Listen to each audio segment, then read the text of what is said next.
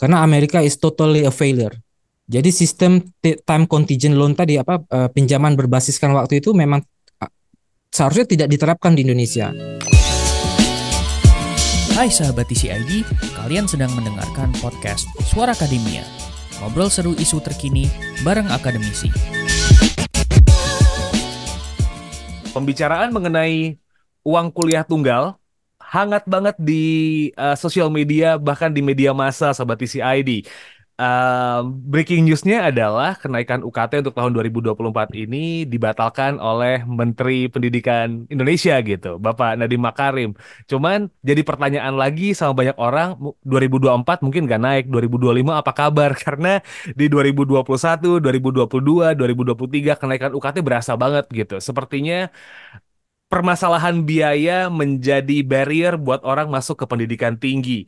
Dan wacananya banyak yang bergulir gitu. Mulai sempat ada kampus yang bekerja sama dengan jasa pinjaman online, lalu juga ada permintaan bukan permintaan sih, kayak menyarankan untuk ya coba untuk mengajukan beasiswa, which is good. Dan yang terakhir adalah salah satu wacana yang lumayan menarik dan akhirnya jadi diskusi adalah penerapan student loan di Indonesia untuk mahasiswa. I don't know, entah itu bakal dimulai dari S1 atau mungkin hanya untuk S2 dan juga S3, tapi wacana ini dilempar oleh Menteri Keuangan Indonesia, yaitu Bu Sri Mulyani. Dan ini jadi lumayan menarik gitu, karena kalau kita berbicara soal UKT dan kenapa biaya kuliah naik terus, kita udah pernah ngobrol soal ini sebelum-sebelumnya di Suara Akademia. And for now, kita bakal ngomongin soal wacana penerapan student loan. Is it possible buat diterapkan di Indonesia, atau justru malah ini akan menimbulkan masalah baru lagi? Karena ya student loan gitu, utang buat sekolah. Dan buat episode kali ini kita bakal ngobrol bareng sama Mas Rayenda Kresna Brahmana. Beliau ada di UK sekarang dan dari Coventry University. Halo, Mas Ray, apa kabar Mas? Baik Mas Arif, halo apa kabar? Alright. Inggris, apa kabar Mas Ray? Seperti biasa, hujan selalu setiap hari. Unpredictable. Alright. But Mas Ray, kita mulai obrolan kali ini dari biaya kuliah di Indonesia ya Mas ya. Jenjang S1, S2, S3 gitu sepertinya jadi sorotan banyak orang karena biaya dari tahun ke tahun tuh naik gitu. Sampai saya sempat ngelihat sebuah tweet dari seseorang yang ngasih tahu kalau harga emas itu dari tahun 94 ke 2024 naiknya 50 kali, sedangkan biaya kuliah dari 94 ke 2024 itu 54 kali. Jadi lebih cepat inflasinya naik biaya kuliah gitu daripada harga emas gitu. Ngelihat fenomena biaya kuliah yang makin tinggi nih Mas Ray. Gimana pendapatnya Mas? Iya, jadi sebenarnya kalau menurut saya nggak hanya di Indonesia sih, itu terjadi Hmm, secara global. Dan masalahnya adalah ada ekspektasi yang berlebihan oleh orang-orang bahwa kalau dia udah lulus S1 maka hidupnya akan berubah. ya. Apakah itu benar atau enggak? Itu sebenarnya ada beberapa temuan empiris yang menunjukin sebenarnya enggak selalu kita lulus S1 itu akan mengubah hidup kita gitu. Hmm. Secara agregat level, misalnya secara level nasional gitu, ada penelitian nunjukin ternyata kalau banyaknya orang dapat melakukan pendidikan S1 ternyata tidak meningkatkan kesejahteraan sosial negara tersebut. Tidak terjadi peningkatan tingkat kesehatan. Contohnya aja misalnya saya kasih contoh gini Mas Arif. Amerika gitu ya. Amerika itu kan jumlah penduduk yang S1 itu banyak. Ya. Tapi kan jumlah orang yang percaya bahwa bumi itu datar, anti vaksin dan sebagainya itu kan paling banyak di Amerika. Ya. Ini belum lagi dengan masalah tingkat kriminalitas. Amerika itu tingkat kriminalitasnya itu bahkan jauh di atas negara-negara kayak Djibouti, Senegal. Ya. Jadi ada ekspektasi yang berlebihan terhadap S1. Cuman bukan berarti pendidikan perguruan tinggi ini menjadi kebutuhan tersier lah sih. Ya. Sebenarnya dia lebih kepada kebutuhan sekunder. Akibat over expectations ini makanya penyelenggara pendidikan itu suka hati aja mereka ningkatin biaya pendidikan mereka. Hmm. Makanya di beberapa negara tuh ada ininya Mas, ada ceiling price-nya, ditetapkan ceiling price. Kayak di Inggris sejak 2014 tuh biaya pendidikan untuk local student ya, bukan untuk internasional itu masih stay di 9250 Oh, oke. gitu. Jadi memang ekspektasi orang yang berpikir bahwa ketika sarjana kehidupan akan jadi lebih baik gitu. Atau anggaplah seorang manusia ini kayak masuk ke hutan belantara, itu kalau misalnya masuk S1 lulus, itu udah punya gear yang cukup buat menebas hutan yang belantara gitu ya Mas ya, yang membuat akhirnya let's say gini, universitas itu tuh jadi kayak naikin aja deh harganya, atau juga banyak yang masih mau masuk gini gitu. Kurang lebih kayak gitu ya. Ya kurang lebih seperti itu. Itu ada penjelasannya Mas Arif. Hmm. Jadi em, seperti ini misalnya, untuk beberapa budaya saya kan sebenarnya orang Karo, Karo itu dari Batak gitu ya. Hmm. Buat orang Batak mau biaya kuliahnya berapapun, orang tua akan bilang nggak apa-apa kuliah aja, nanti kita usahain. Mau jual Ya. tanah, mau jual rumah, mau hidup sederhana, asalkan anaknya kuliah. Kalau bisa anaknya kuliah di Pulau Jawa, kalau bisa anaknya kuliah di luar negeri. Jadi masalah biaya UKT misalnya ya, itu agak susah sih Mas Arief menentukan how big is big, how expensive is expensive. Hmm. Gara-gara ada relativitas di sana. Misalnya Hmm. ada faktor budaya. Jadi penyelenggara pendidikan pasti sadar dong, oh nggak apa-apa nih, kasih aja uang, misalnya uang biaya kuliahnya 100 juta, toh bakal tetap ada market yang ngambil itu gitu sih, masalahnya seperti itu. Apa jangan-jangan juga universitas ngerasa kayak, oh uang pangkal dari mahasiswa ini uang yang paling mudah buat didapat nih, especially buat yang eh, sudah mulai kayak PTNBH yang bisa mencari uang sendiri gitu ya Mas Ray ya. Karena bisa nyari uang sendiri, oh ini yang paling gampang. Berbisnis belum tentu laku gitu. Menaruh ke investasi belum tentu tebakan-tebakan ekonom bener. Jadi kayak, udah deh kita naikin aja deh, kurang lebih gitu nggak sih? Ada potensi kayak gitu nggak sih Mas? Iya, iya, saya mau bilang itu cuma takutnya nanti terlalu ekstrim kan. Soalnya gini Mas Arief, kita kita kita jujur-jujuran aja Heeh. lah ya. Kayak UI dan ITB dia ngasih laporan keuangannya. Kalau kita buka laporan keuangannya UI, let's say kita ambil tahun 2021.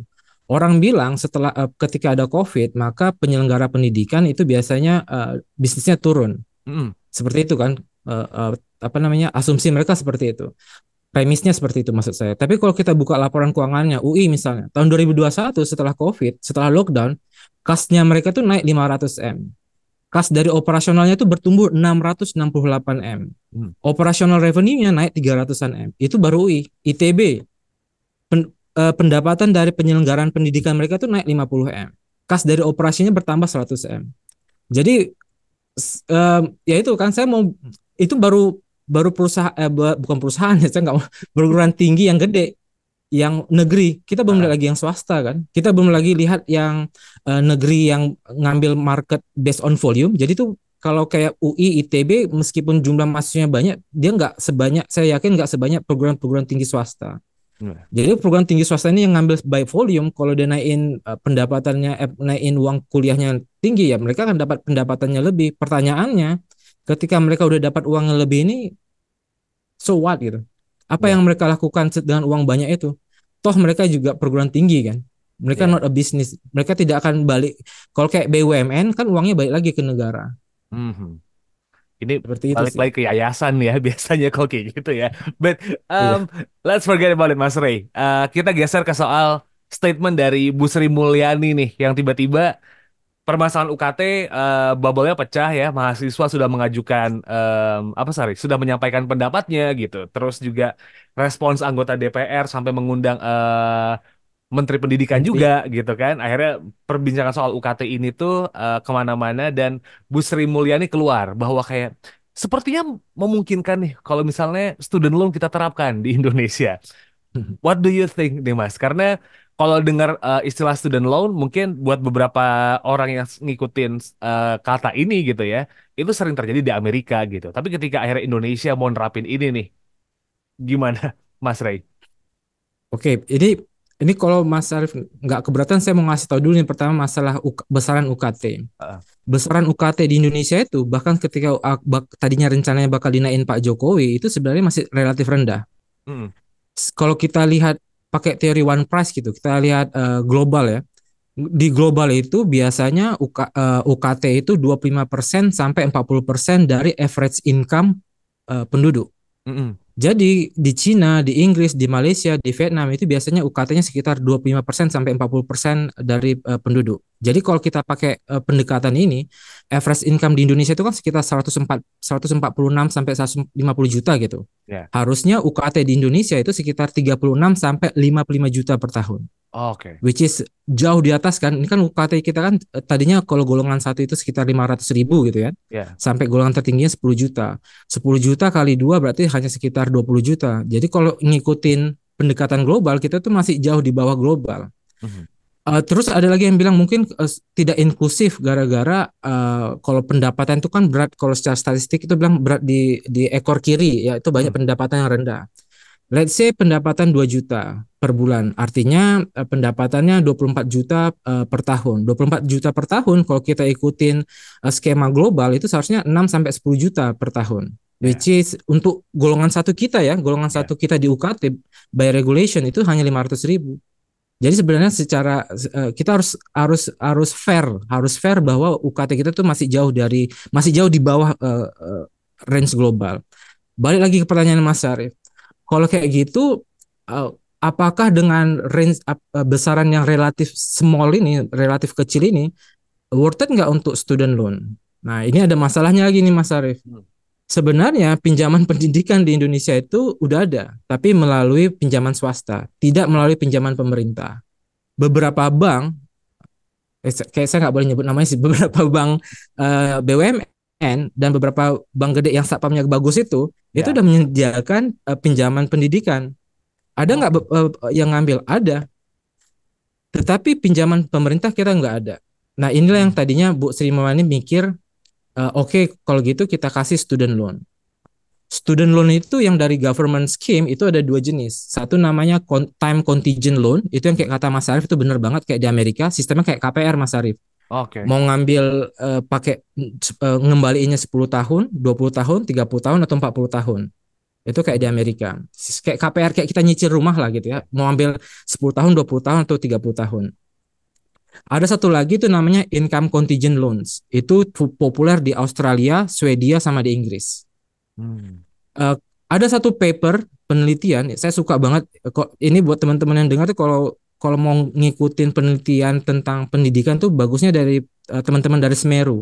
Jadi ada penelitian dari Mbak Elza Elmira dan Pak Daniel Suryadharma. Dia melakukan penelitian mana yang bagus nih, time contingent atau income contingent. Ternyata pinjaman berbasis pendapatan yang seperti diterapkan di Inggris itu lebih sesuai untuk di Indonesia. Ada masalahnya lagi. Di penelitian itu bahkan disebutkan ketika kita mau menerapkan pinjaman pendidikan berbasis pendapatan, yang artinya nanti kalau misalnya nih Mas Syarif lulus, kita udah teken kontrak, teken klausul bahwa 8% atau sampai 10% dari pendapatan gaji kita itu dibalikkan untuk bayar balik utang pendidikan. Itu namanya income contingent loan. Nah, tapi ada masalah, income contingent loan ini punya asumsi sistem perpajakannya efektif, sistem kependudukannya juga efektif, which is kita nggak punya. Seperti itu. Jadi tricky juga ya Mas ya untuk Banget. diterapkan ya, karena itu butuh banyak data pendukung ya supaya akhirnya bisa dijalankan gitu. Tapi nih Mas Ray, saya sempat mencoba untuk ngebaca beberapa respons netizen di platform X ketika wacana ini terlempar. Banyak yang bilang student loan di luar negeri aja problematik kok gitu.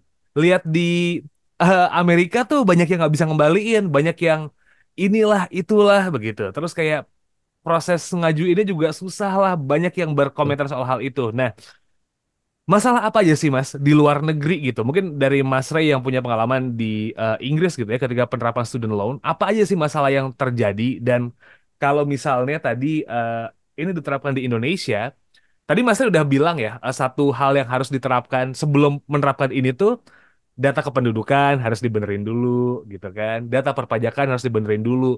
Dari pre atau pengkondisian penerapan dilakukan kebijakan ini aja kita belum beres nih sebelum kita akhirnya masuk ke Betul-betul. situ gitu. Masalah-masalah yang muncul dari student loan ini Mas. Nanti kita ngomongin dari yang luar negeri dulu deh. Emang kenapa sih orang bisa sampai ngomong ini problematik nih, ngapain kita terapin juga gitu.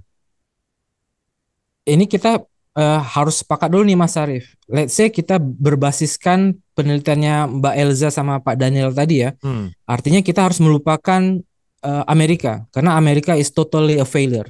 Jadi sistem time contingent loan tadi pinjaman berbasiskan waktu itu memang seharusnya tidak diterapkan di Indonesia. Mhm. Let's say kita follow their empirical research showing that kita harus menerapkan sistem pinjaman berbasis pendapatan nih. Lalu kita lihat nih apa sih yang terjadi di Australia, Inggris dan Malaysia.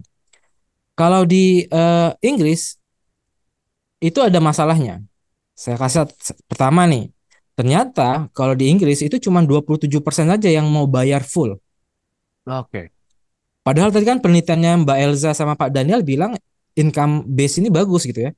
Tapi di Inggris sendiri hanya 27% yang bayar full. Terutama untuk ini angkatan 2022 yang masuk kuliah itu ada datanya dari ONS Inggris. Ternyata cuman angkatan 2022 ini cuman 27% aja yang bayar full.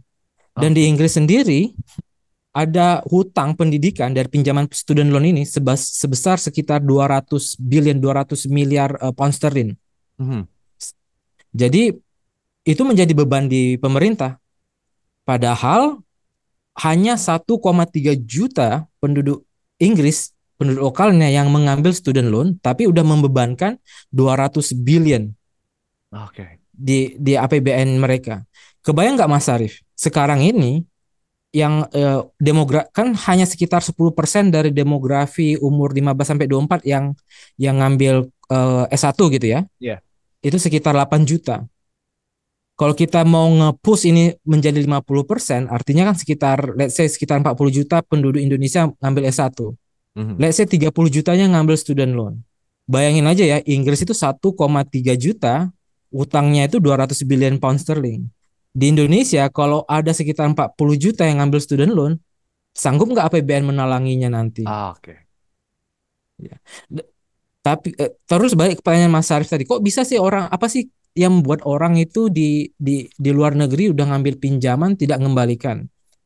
Ada banyak hal sih. Yang pertama ternyata mereka gagal lulus. Oke. Mereka nggak punya pendapatan. Yang kedua ternyata ada istilah itu moral hazard. Jadi mereka udah lulus nih, tapi mereka jadi entrepreneur. Kalau entrepreneur kan mereka uh, apa namanya kurang tidak ada sistem yang otomatis daripada kalau kerja di swasta. Kalau di swasta tadi kan dia otomatis dilaporkan ke Dirjen Pajaknya gitu. Tapi Iya. kalau di luar itu kalau yang entrepreneur dia akan cari loophole bagaimana untuk tidak membayarkannya. Eh, inti dari cerita saya ini sebenarnya kalaupun nanti diterapkan bakal banyak masalah sebenarnya Mas Arif. Mhm. Entah itu dari penyelenggara pendidikannya, misalnya ada riset menunjukkan ketika sebuah negara menerapkan student loan, hampir semua penyelenggara pendidikan menaikkan UKT-nya karena mereka punya akses untuk financing kan. Itu satu hal. Kalau dari penyelenggara pendidikan, kalau dari orang mahasiswanya ada moral hazard, misalnya mereka merasa ngapain sih bayar. Apalagi kalau sekarang ini ada masalah nih Mas Arif. Banyak mahasiswa dia tahu bahwa isu pendidikan ini menjadi komoditas politik. Saya kasih contoh nih di Malaysia.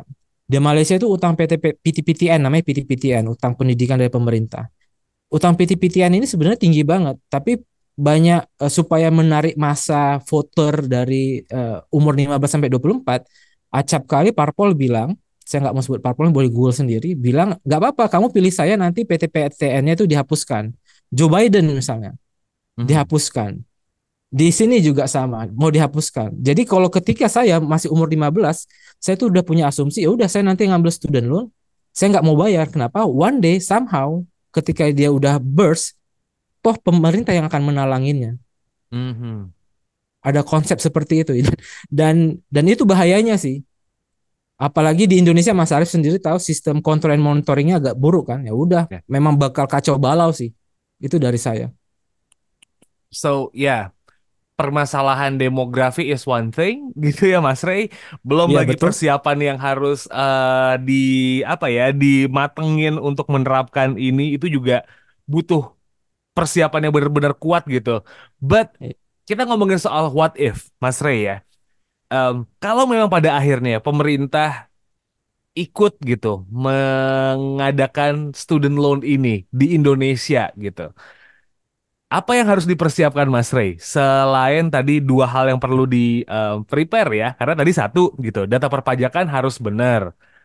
Sedangkan kita tahu sendiri data perpajakan Indonesia banyak banget yang nggak punya NPWP bahkan gitu. Mau Tuh, di-push pakai nomor induk kependudukan juga yang migrasi nggak tahu deh tuh gimana sukses apa enggak. betul betul.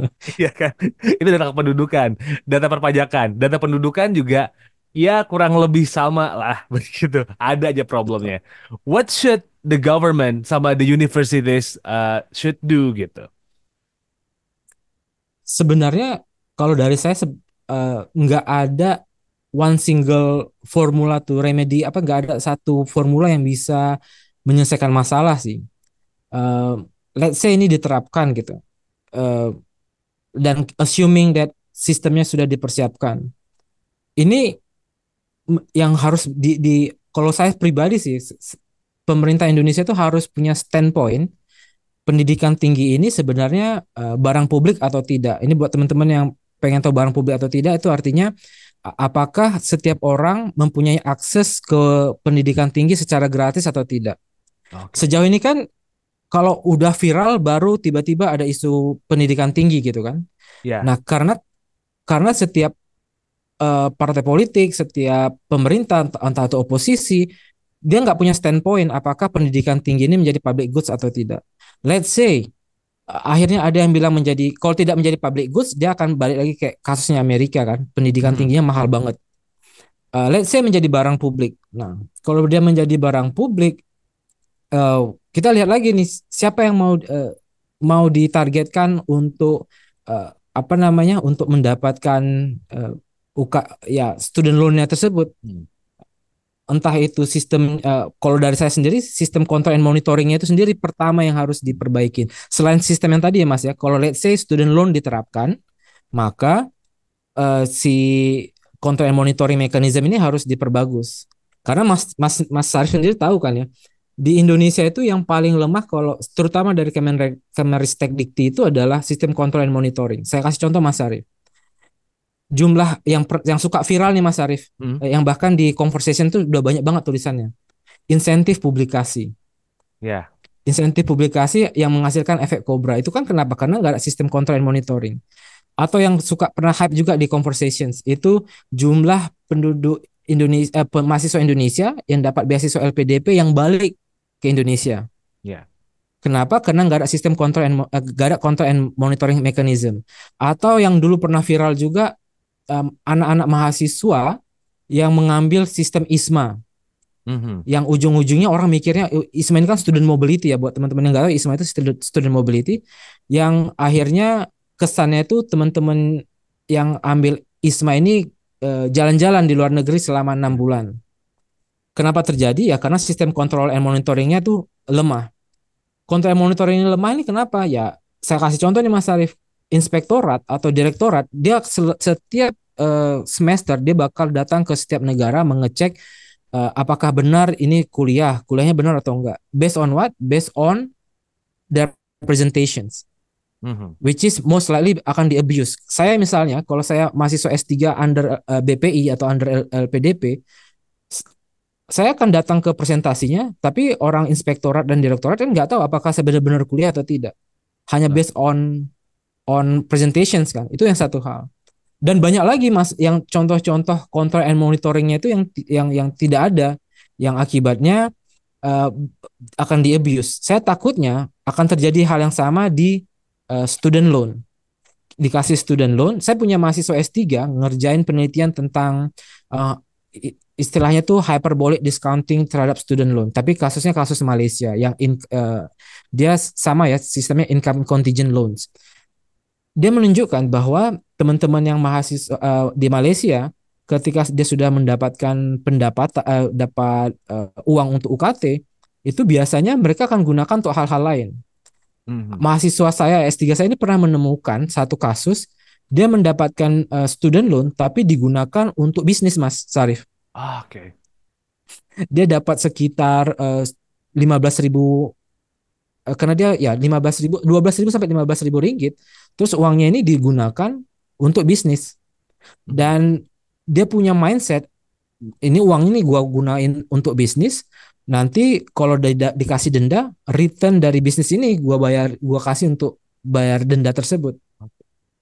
Is another problems kan. Jadi Ya. banyak masalah moral hazard, apalagi kalau tidak ada control and monitoringnya. Gitu sih.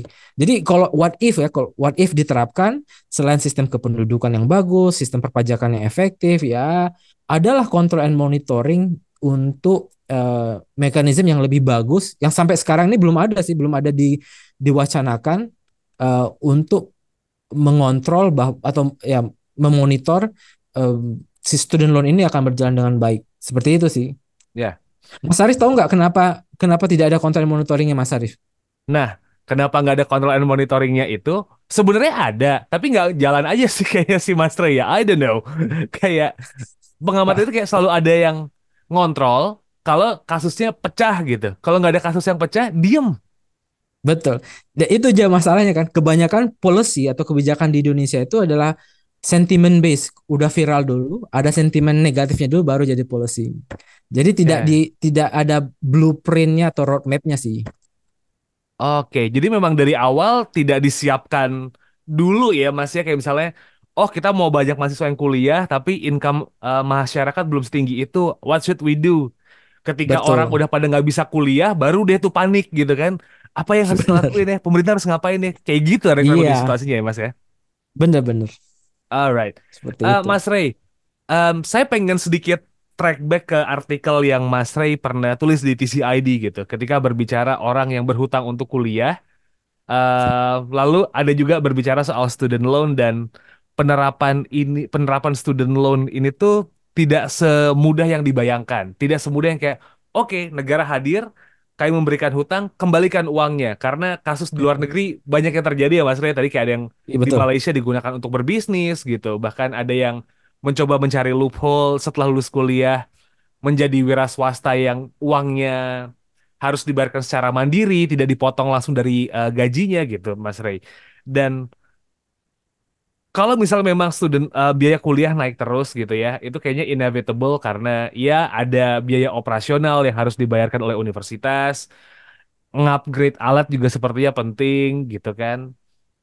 Apa yang bisa diterapkan nih Mas supaya pada akhirnya ketika memang pendidikan tinggi ini nih harus enyam oleh masyarakat gitu ya.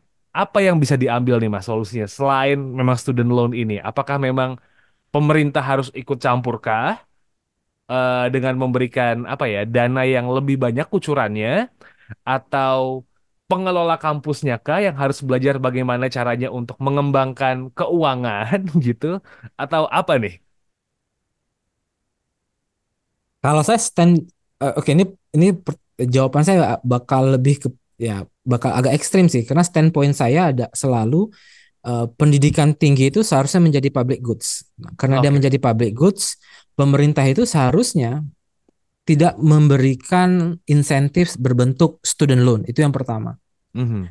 Eh, Data empiris sudah nunjukin it does not work in other country. So jangan kasih wacana student loan ini. Itu yang pertama. Yang kedua, pemerintah itu sebelum harusnya memonitor universitas-universitas yang ngasih berbentuk pinjaman. Entah itu berbentuk pinjaman uh, swasta yang dari beberapa bank ataupun pinjaman online. Itu juga harus dimonitor dan kalau bisa sih dieliminasi sih kalau menurut saya. Kenapa? Karena adalah tugas pemerintah untuk mencerdaskan masyarakatnya sampai pendidikan tinggi. Pendidikan tinggi itu memang bukan kebutuhan primer, tapi juga bukan kebutuhan tersier. Itu sebenarnya kebutuhan sekunder. Meskipun dia menjadi kebutuhan sekunder, dia harus menjadi bagian dari public goods. Salah satunya misalnya nih, eh, subsidi. Jika kita memang tahu bahwa yang kita incar adalah inklusivitas pendidikan agar masyarakat pendapatan rendah itu dapat pergi ke perguruan tinggi, ya kita incar kasih subsidi ke masyarakat keluarga-keluarga yang memiliki pendapatan rendah. Itu yang pertama. Yang kedua, pemerintah itu harus sadar dulu nih, em, skema pembangunan Indonesia ini hala tujunya kemana? Kalau hala tujunya ke service industry, do we need more bachelor degree atau vocational? Mhm. Kalau kita masih hala tujunya masih kayak mau ngejar Vietnam, berarti kan sebenarnya yang ditekankan vokasional bukan S1-nya. Betul. Kalau kita pengen mengejar S1, pengen mengejar sebagai service based country dan kita kejar bachelor degree-nya. Jadi harus diterapkan dulu nih hal tujuhnya mana. Nanti kalau sudah ada hal tujuhnya, baru pemerintah bisa bilang, oke, kita mau kasih pendidikannya berbasiskan apa namanya, dominated by vocational higher education. Kemudian ada juga sistem pembayaran bertahap, Mas Sarif. Jadi instead of student loan, seharusnya penyelenggara pendidikan dia ngasih opsional daripada dibayar lamsam. Ada sih beberapa universitas sudah menerapkannya, saya tahu. Ada daripada membayarnya lamsam in one go, tapi dicicil setiap 1 bulan. Kayak bayar uang sekolah dulu, Ya, ya. Mas Sarif. Jadi bulan 1, bulan 2 dibayar. Seperti itu, pembayarannya bertahap.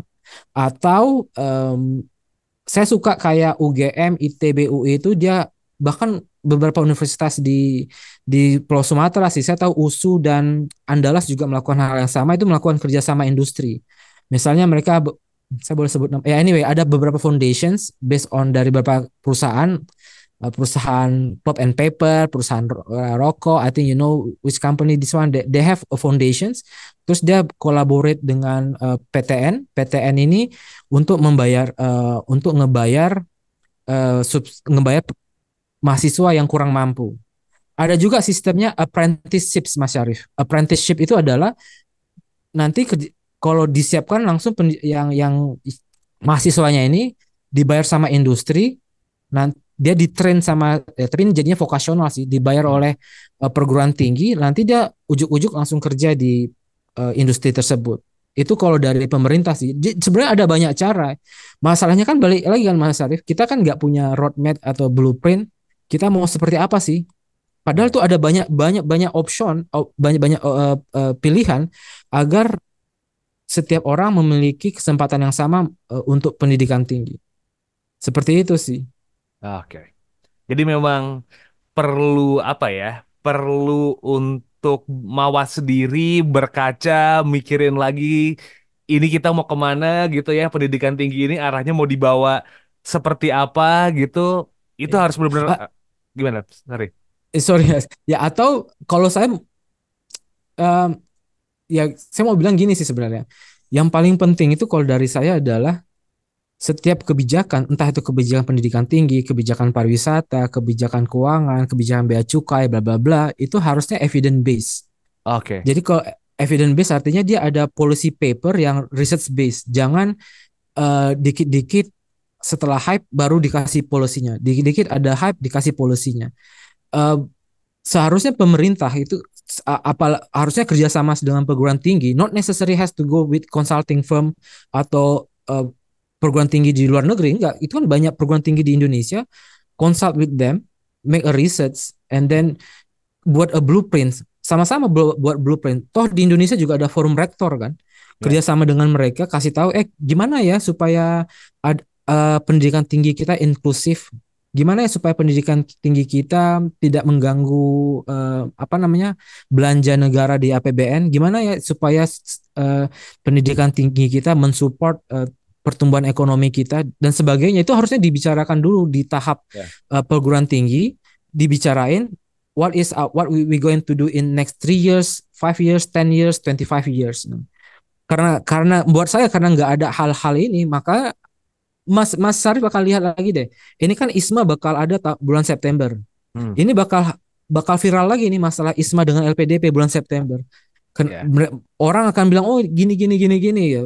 Ya karena pemerintah nggak punya counter argument because they don't have research or empirical to support their policy. That's the problem kan. Seperti itu sih Mas Sarif menurut saya. Well, ya, permasalahan penerapan student loan, UKT yang tinggi gitu ya, terus juga inklusivitas pendidikan tinggi masih menjadi PR gitu. Angin sedikit segar dihembuskan pemerintah bahwa UKT tahun 2024 memang tidak naik, tapi sepertinya untuk masuk ke perguruan tinggi yang ada di Indonesia masih menjadi problem yang akan dibahas setiap tahunnya gitu dan nggak akan selesai-selesai. But anyway, Mas Ray, perbincangan soal student loan mungkin sekarang sudah agak-agak sedikit terreduksi karena wacana UKT naik. hilang gitu Mas Ray. Tapi Betul. ada lagi nggak nih yang pengen disampaikan mengenai statement yang sempat disampaikan sama Bu Menteri ini mengenai student loan dan juga situasi di Indonesia sekarang mengenai biaya pendidikan tinggi yang dirasa cukup mahal dan tiap tahun naik terus nih Mas Ray. Iya, kalau saya sebenarnya ada dua hal sih Mas Arfi. Yang pertama, tidak seharusnya apa yang dilakukan oleh negara di luar negeri, even developed nations like Amerika, Jepang, Singapura atau Inggris selalu bagus untuk diterapkan di Indonesia. Itu yang pertama. Jadi jangan serta merta ada some policy in that developed nations selalu berarti bakal berhasil diterapkan di Indonesia. Itu yang harus diingat dulu yang pertama. Yang kedua, eh, kalau saya suka bilang gini sih Mas. Eh, ada beberapa kebijakan Kemenristek Dikti itu yang harus diredusir untuk melihat bagaimana pendidikan tinggi itu lebih inklusif. Jadi jangan apa ya, gimana yang bilangnya? Jangan dilihat pada lihat outputnya aja gitu, tapi lihat Mhm. dari outcome-nya. Kalau output mah gampang banget kan. Kayak sekarang itu kan kebijakan Kemenristek Dikti itu kan lebih kepada uh, world class university, bla bla Ya. bla, and so on.